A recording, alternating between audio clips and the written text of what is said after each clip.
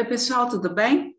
Hoje nós vamos falar das variedades das substâncias e nós vamos começar a estudar as funções inorgânicas, tá?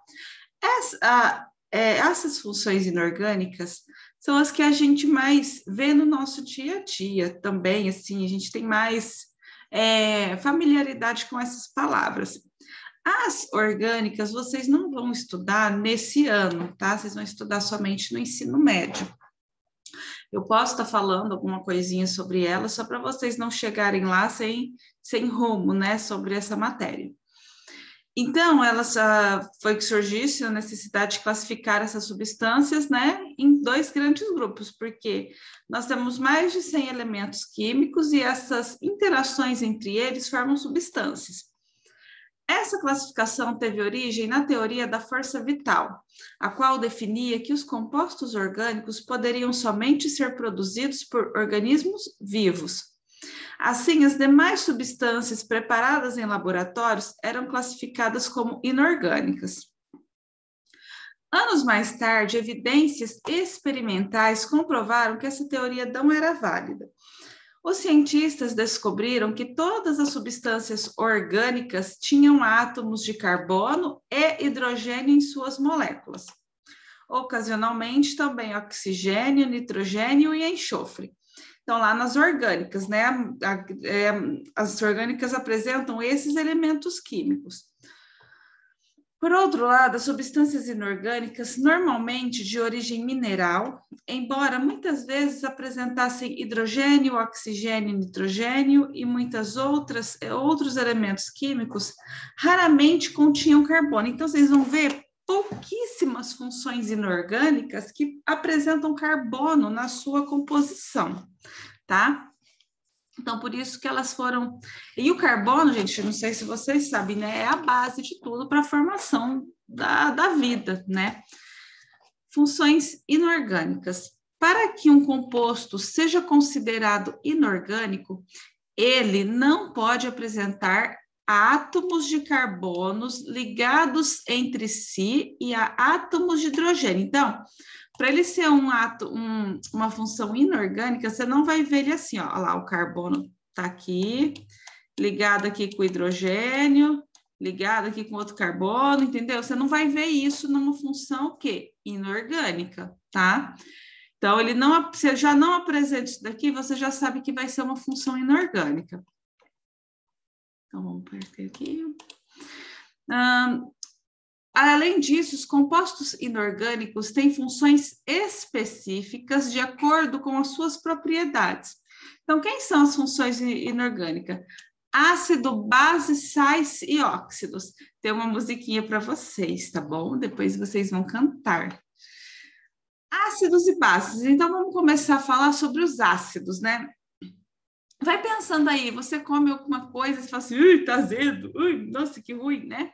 A maioria dos alimentos que possuem sabor azedo, né, são ácidos, limão, laranja, abacaxi, vinagre, tá? Mas também não é porque alimento você vai falar, eu vou pôr na boca para saber se é ácido, vou pôr na boca para saber se é base. Põe, babaca, para você ver o que vai virar, né, gente? Então, a gente não pode sair por aí experimentando tudo e para falar se é ácido ou base. Tem coisas que vão corroer, né? E podem te matar também, né, gente? Então, vamos ter o bom senso, né? Sabe quando você morde a banana tá verde? Ou como você come caju, dá aquela apertada na boca, assim, chega até a apertar? Essa é a característica da base, das funções básicas, né? Quando você come alguma coisa e você sente aquele aperto na boca, né? Parece que puxa, né? Então, isso é uma característica da base, mas lembrando também, não é porque é base que não vai te fazer mal, tá? Tem coisas altamente básicas que podem causar grandes estragos. Então, não saiam por aí colocando assim, vou experimentar se é ácido. É ácido, vai. Não faça isso, hein? Aqui, a gente tem alguns indicadores de ácido e base. Eu já tentei levar para a escola, né, a fenol, o tornassol, esse azul de bromotimol e a laranjado de metila. Não consigo, não tem condições de comprar, é muito caro, né, para mim poder levar. E o município também nunca forneceu, a gente já cansou de pedir. Então, o que a gente pode fazer? Tem uma experiência que a gente faz que é com repolho roxo. Você vai lá, compra metade, compra um repolho roxo, não precisa usar tudo, não, viu? Usa só a metade, outra metade você faz refogadinho para comer. Bate no liquidificador com água, coa, tá? E você vai ter um suquinho roxo, ele vai ficar dessa cor aqui, ó. O que você vai fazer? Você vai pegar o que você tiver na sua casa e vai pôr em vários potinhos, né? Põe vinagre, põe suco de limão, põe maionese, põe leite, põe amaciante, detergente, leite de magnésia, que mais? Coloca, o que você tiver, você coloca nos potinhos. Aí o que você vai fazer? Você vai pegar esse suco do repolho, vai colocar nesses potinhos e vai misturar. Eles vão mudar de cor, tá? É bem legal e vocês vão ver, ó, a tonalidade em que ele ficar, tá vendo esse indicador universal aqui, ó? A cor que ele ficar até 6 é ácido. A cor que ele ficar. Então, 1, 2, 3, 4, 5, 6 é ácido. O 7 a gente fala que é um neutro. Do 8 até o 14 é base. Então, quanto mais azul, mais roxo ele ficar, mais básico é. Quanto mais vermelho, laranjado ele ficar, mais ácido ele é. Então, é bem legal você fazer essa experiência, tá? Eu tenho um vídeo, eu vou mostrar para vocês depois dessa experiência. Então, esses aqui, ó lá, fenol, tornassol, eles usam muito em laboratórios, tá? E por quê? É mais confiável, né? E te dá uma resposta rápida. Como a gente não tem nem aula direito, né, gente, na escola, então a gente nem tem esses indicadores, né? A gente não consegue. Quem sabe esse ano, né? Eles compram para a gente para usar o ano que vem. Mas vocês vão ver isso daí no ensino médio, tá? Com certeza na escola que vocês forem, vai ter isso daí, porque tem recursos para isso, diferentes para a gente que chega, tá bom? A escala de pH, aquele desenho que eu falei para vocês, ó, aqui. Essa escala lá, ó, ela vai te mostrar as cores, que pode ficar o seu indicador, ou no caso lá do repolho, né, do suco do repolho roxo, quando você coloca ele em determinadas substâncias, eles vão ficar nessas cores, tá? E aqui, olha só que legal.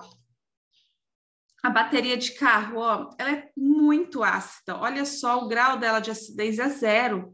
Olha só.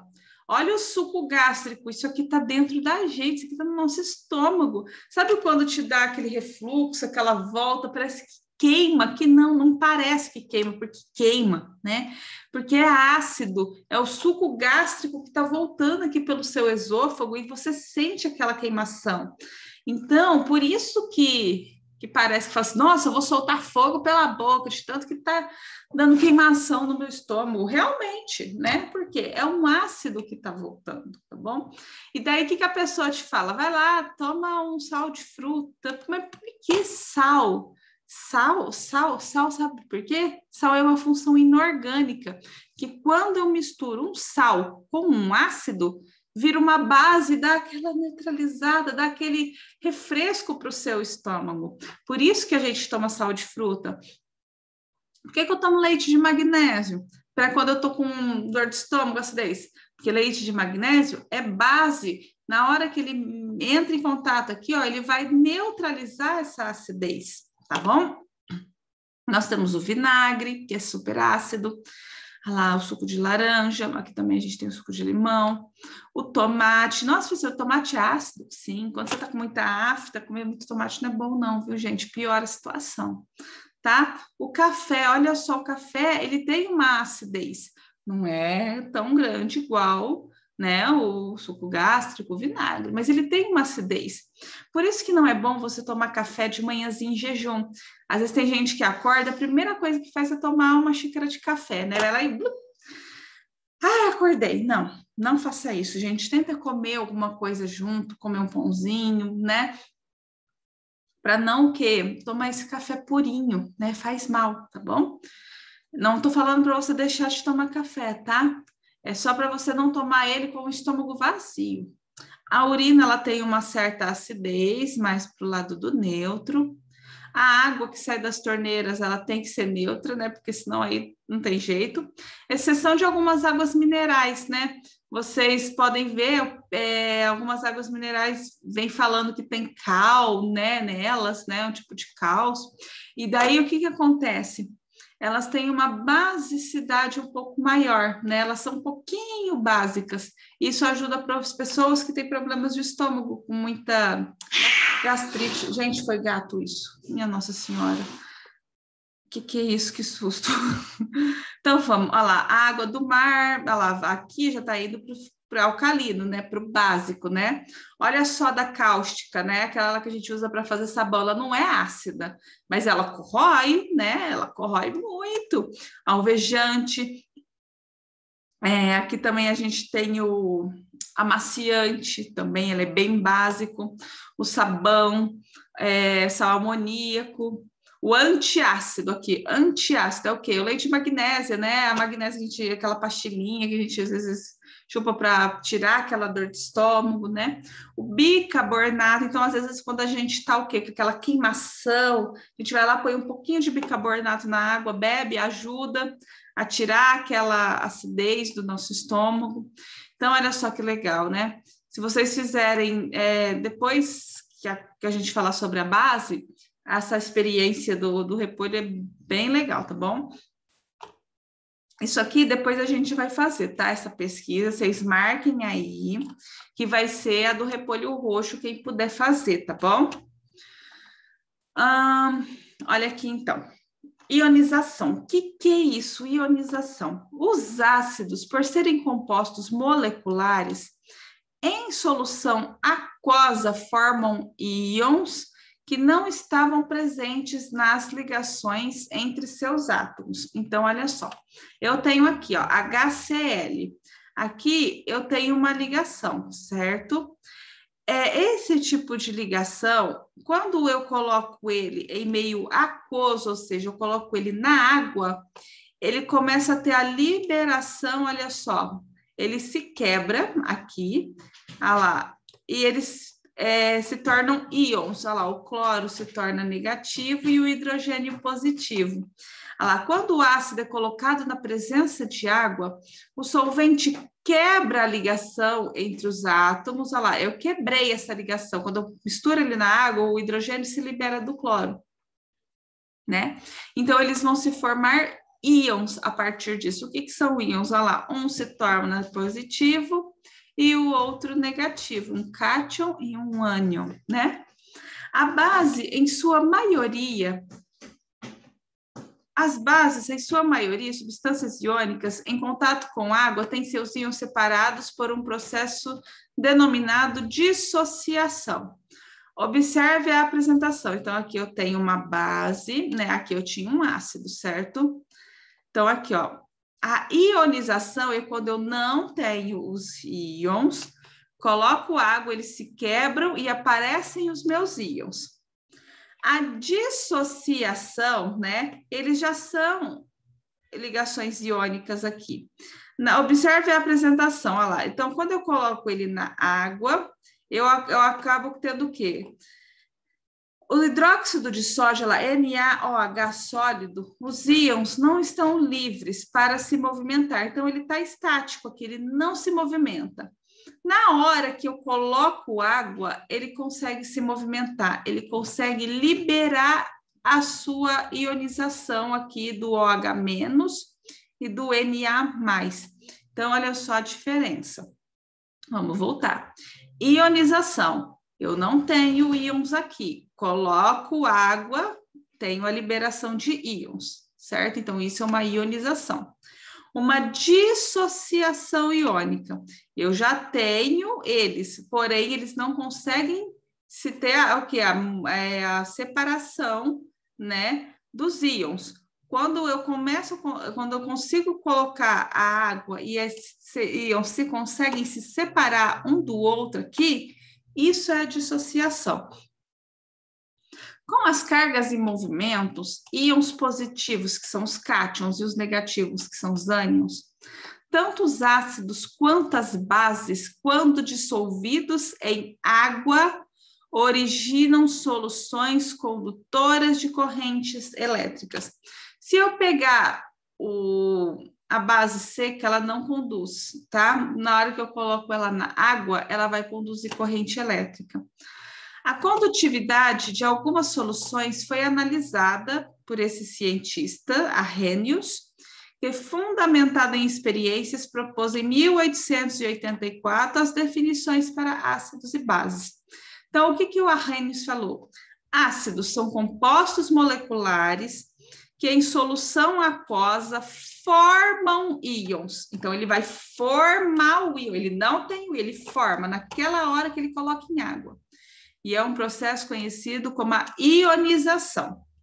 As bases são compostos iônicos, olha só a diferença, aqui eu já tenho um composto iônico na minha base, que em solução aquosa tem seus íons separados. Então, aqui no ácido, eu tenho a formação do íon. Na base, eu já tenho o íon que vai ser separado. Certo até aí, pessoal? Agora a gente vai falar sobre os ácidos e as bases num outro vídeo, ok? Qualquer dúvida, até aí, anotem, vão anotando no caderno todinho o que vocês acharem importante, né? O que der para anotar e vão tirando as suas dúvidas. Até o próximo.